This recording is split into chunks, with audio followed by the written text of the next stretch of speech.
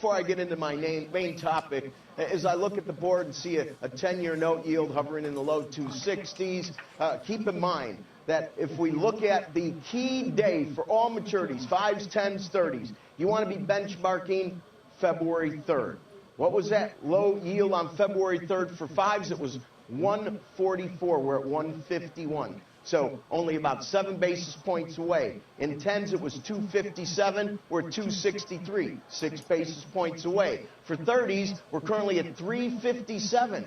It was at 353 on the closing yield on the 3rd. So we are only 4 basis points away. Should any of those maturities close below those levels, even if this is driven in part or half these drops have been geopolitical, that will be technically significant. Pay attention. All right, we are anxiously awaiting. Remember when I had Senator Crapo on yesterday about actually seeing the text of this reform bill to reform the GSEs. But one thing, and I haven't read it, nobody has, the one issue that purportedly is going to be in there is some form of a government guarantee of the securities with the private sector on the hook maybe for the first tranche.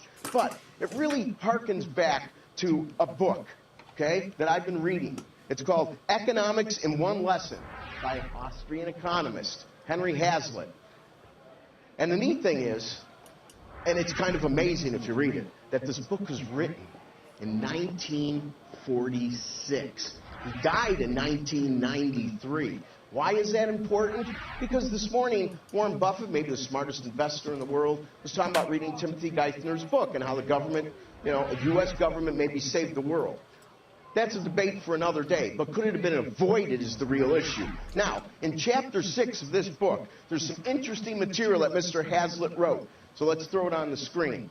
That it being the government, will make loans to people who cannot get them from private lenders. This is only another way of saying that the government lenders will take the risk with other people's money, the taxpayers. That private lenders will not take with their own money.